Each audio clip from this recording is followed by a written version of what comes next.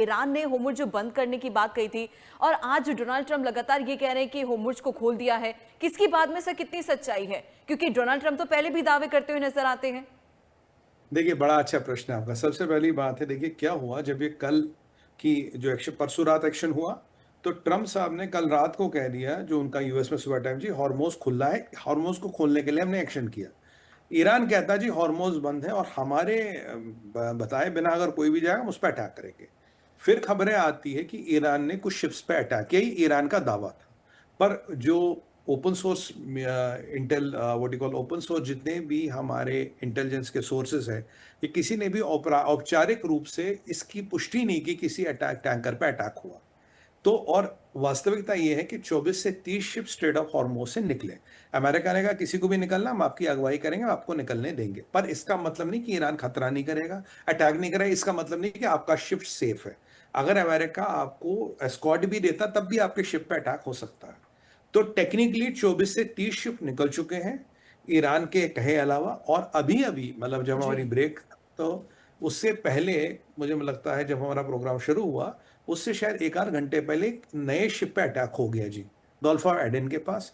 99% ये ईरानियों ने किया और ये सफल अटैक है, क्योंकि ईरानी ड्रोन मिसाइलें चलाते रहते हैं तो अमेरिकन उनको डिफ्लेक्ट करते रहते हैं ना, इंटरसेप्ट करते रहते हैं। पर अभी भी खबर आई कि एक एक शिप पे शायद एक कोई ड्रोन या मिसाइल लग गई है। अब ये शिप किसकी है, शिप की हालत क्या है, कितना डूबा कितना नहीं डूबा, क्या हालत है, ये तो पता नहीं, पर ईरान ने ये कर दिया। तो टेक्निकली 30 शिप निकले हैं, प्रैक्टिकली कोई भी शिप ठुक सकता है। टेक्निकली स्ट्रेट ऑफ हॉर्मोज खुली है, प्रैक्टिकली नहीं है। सवाल ये है, तो मैं तब उसको खुला मानूंगा कि जब मतलब आपके करीब 150-200 जहाज निकलने लगे। एक एवरेज उसका होता था 150 जहाज।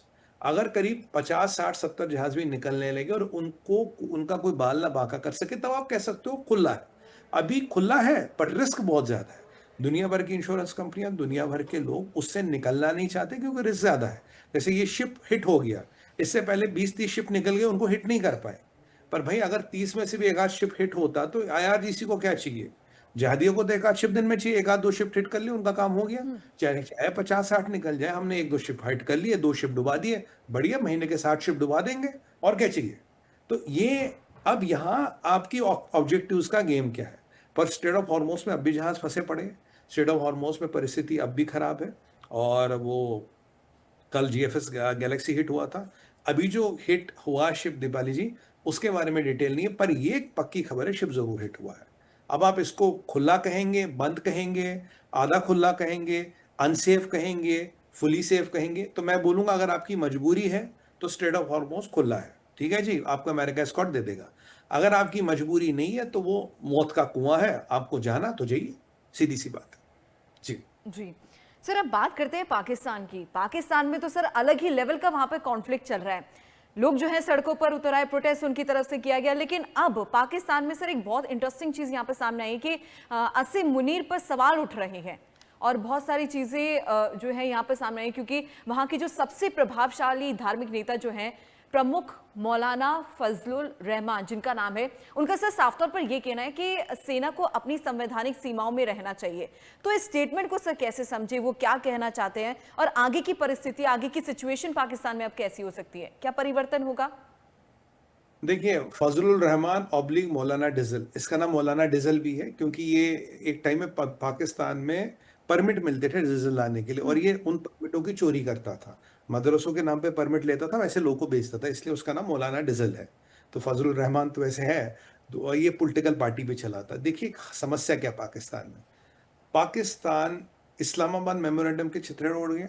उसके मतलब कहते हैं ना, डूबते को तिनके का सहारा, अब ये करेंगे, ट्रम्प हमें कश्मीर दिलाएगा, फिर आईएमएफ हमें लोन दिलाएगा। वो आपने सुना, हमने बचपन में स्टोरियाँ पढ़ी होगी, पर आप तो मुझसे बहुत छोटी, पता नहीं आपके टाइम में थी, कि किसी ने वो एक इसके पास एक बकरी थी कि फिर मैं दूध बेचूंगी, दूध बेच के दो बकरियां लाऊंगी, फिर मैं मका, फिर मतलब ऐसे ऐसे एक हमें स्टोरी पढ़ाई जाती थी। तो वो दूध का गड्ढा, और पता लगा उस दूध के मटके को उसने लात मार दी और दूध गिर गया। तो वो दूध का मटका था इस्लामाबाद एमओयू, जिसके चिथड़े उड़ गए, जिसके आधार पे कश्मीर भी मिलना था, जिसके आधार पे उम्मत मुसलमीन में नाम भी होना था, आईएमएफ का लोन भी मिलना था, अमेरिका के फेवर भी मिलने थे, चाइना से बातचीत भी होनी थी, और मतलब ट्रिलियंस ऑफ डॉलर का मिनरल भी अमेरिका को बेचना था। उसका आधार था इस्लामाबाद एमओयू, वो गया।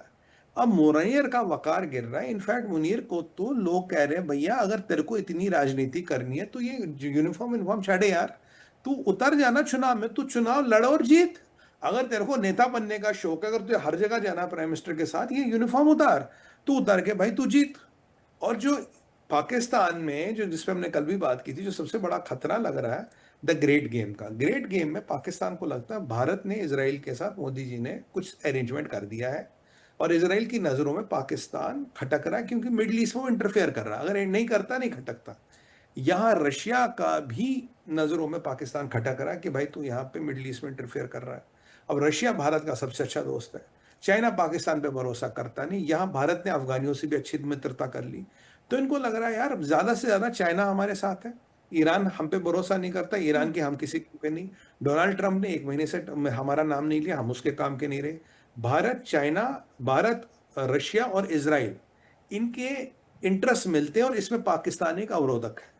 आज पाकिस्तान के मीडिया में जो कल तक कह रहे थे हम न्यूक्लियर बम चला देंगे, हम ये कर देंगे, वो कह रहा भाई मुल्ला मुनीर अगर तुझे इतने नेतागिरी का शौक है यार, उतारना ये मिलिट्री की यूनिफॉर्म और लड़, इलेक्शन जीत जाए, अगर हो सके तो तू प्रधानमंत्री बन जाए। मैं अगर तेरे पास तू पार्टी लगा ला अपनी, इमरान खान भी तो इलेक्शन जीता था ना, क्रिकेटर से तो बना नहीं प्रधानमंत्री। भाई क्रिकेटर की यूनिफॉर्म उतारी, अपना पठानी सूट पहना, चुनाव उनाव लड़ा, जीता, चाहे फौज ने जीता है वो अलग बात है, तो बना प्रधानमंत्री। अगर तेरी औकात है तो तू बन। क्या तू इलेक्शन लड़ेगा या बिना इलेक्शन के ही तू सबका बाप बनेगा, सवाल ये है। दूसरी बात, भाई पाकिस्तान को चलाएगा कैसे? अगर तुम भारत के साथ, अगर तुम मोदी के पैरों में गिर गिर के माफी नहीं मांगोगे, और अगर मोदी जी को दया आ गई शायद वो तुम्हें छोड़ दे। आज की लेटेस्ट चीज बताऊं, बोले या तो तू इलेक्शन लड़ और बता तेरी औकात कितनी है, या तू मोदी जी के पैरों में गिर और माफी मांग। और अगर मोदी जी ने तुझे माफ कर दिया, इस ग्रेट गेम को जहां रशिया, इजराइल और भारत एक साथ हैं, अगर आपके साथ चाइना का भी आंशिक सपोर्ट है, आपके जीतने का कोई चांस नहीं, क्योंकि अल्टीमेटली चाइना रशिया के सामने खड़ा नहीं होता, और पीछे अमेरिका, भारत और इसराइल अगर है तो तुम्हारी तो परखच्चियां उड़ जाएंगी। इसराइल, ईरान वैसे तुम पे भरोसा नहीं करता, साथ में अफगानी भी। तो भाई तुम्हारा चांस क्या, तुम जीतोगे कहां से? तुम्हारे पास औकात क्या, वकार क्या, तुम्हारी रणनीति क्या? You can never win it. ये तुम तो, भारत ने अकेले आके तुम्हारी धज्जियां उड़ा दी, और तुम 5-5 मुसलमान मुल्क लेके गए थे ऑपरेशन सिंदूर में, तब कुछ नहीं हुआ। अब की बार तो इसराइल साथ है, अब की बार अमेरिका साथ है, अब की बार रशिया साथ है। किसको लाएगा? कौन खड़ा होगा इसके सामने? किसकी औकात है इसके सामने खड़ा हुआ? तुम्हारा चमगादड़ चीन, चमगादड़ चाइना ने तो 50 साल पहले वियतनाम में लड़ा था, वहां हार गए। चीनियों को हमने औकात गलवान में दिखा दी। चाइना की इकोनॉमी की हालत देखिए, चाइना में नेचुरल डिजास्टर हो रहे, उसकी हालत देखिए, चाइना नहीं लड़ेगा। तो तुम्हें क्या लगता, तुम क्या करोगे? तुम एक न्यूक्लियर बम भी चला दोगे तो वापस क्या होगा? पाकिस्तान खत्म। भाई तेरा दिमाग खराब हो गया है, मतलब what are you up to? तू करना क्या चाहता? तुझे अगर कोई रेवोल्यूशनरी आइडियाज है, इलेक्शन लड़ो, नेता बनो, आ जाओ, फिर करना। यानी कि मुनीर को कटघरे में जो खड़ा किया जा रहा है, जिसमें 2-4 दिन से बात हो रही है, उसी पे मौलाना डिजिल का ये तंज आ गया है। अब मौलाना डिजिल क्या है? ये पॉलिटिशियन भी, मौलाना भी है। तो ये कभी मौलाना की टोपी पहनता है, कभी ये पॉलिटिशियन की टोपी पहनता है। कहता भाई साहब ये आप क्या कर रहे हो, बताओ, आप बताइए, आपका मतलब क्या, आपका मंसूबा क्या है? आज पाकिस्तान के मीडिया में ये जितने भी इसके चेले चपाटे थे, कह रहे हैं भाई मोदी जी के पैरों में पड़ो, भारत से दोस्ती कर लो, ये इस्लामी फतूर वतूर गजवाई हिंद वंद वंद भूल जाओ। पर मैं भारत सरकार से निवेदन करूंगा, सर बहुत मक्कार लोग हैं ये कहते हैं ना, वो गिरगिट से ज्यादा रंग बदलते हैं। इनकी लोमड़ी से मोटी, इनकी लोमड़ी की इनकी फितरत है, और गेंडे से मोटी इनकी खाल है। तो आप इन पे भरोसा ना करें। मैं भगवान कसम आपको कह रहा हूं, आज मैंने अमेरिका के मीडिया में एक वर्ड सुना, मेरा फेवरेट वर्ड है अलतकिया। आज अमेरिका का एक कमेंटेटर कह रहा था कि ट्रंप को अलतकिया समझ नहीं आता, जो हम कभी से कह रहे हैं। ईरान जितनी भी आपसे बात करा सब अलतकिया है। ठीक उसी तरह से जो पाकिस्तान आपकी इससे बात कर रहा है, जो पाकिस्तान आपको कहानियां सुना रहा है, ये सब अलतकिया है। इनका इनका मंशा है कि 60-70 लाख या लाखों मुसलमानों को जेएंडके में घुसाने का, और जेएंडके के डेमोग्राफी बदलने का, आपके हमारे टैक्स पेयर के पैसे पे पलने का, भारत की संपन्नता पे दीमक बन के चिपकना, लीज बन के चिपकना, और उसका खून चूसना, ये इनका मतलब है। मैं आप सीधी सी बात करता हूं, सांप के बच्चे को पालोगे या बड़े सांप को पालोगे, जहर इक्वल होता। सांप के बच्चे को बचपन से दूध पिलाओगे नहीं कि बड़ा होके वो आपका पालतू बन जाएगा, नहीं।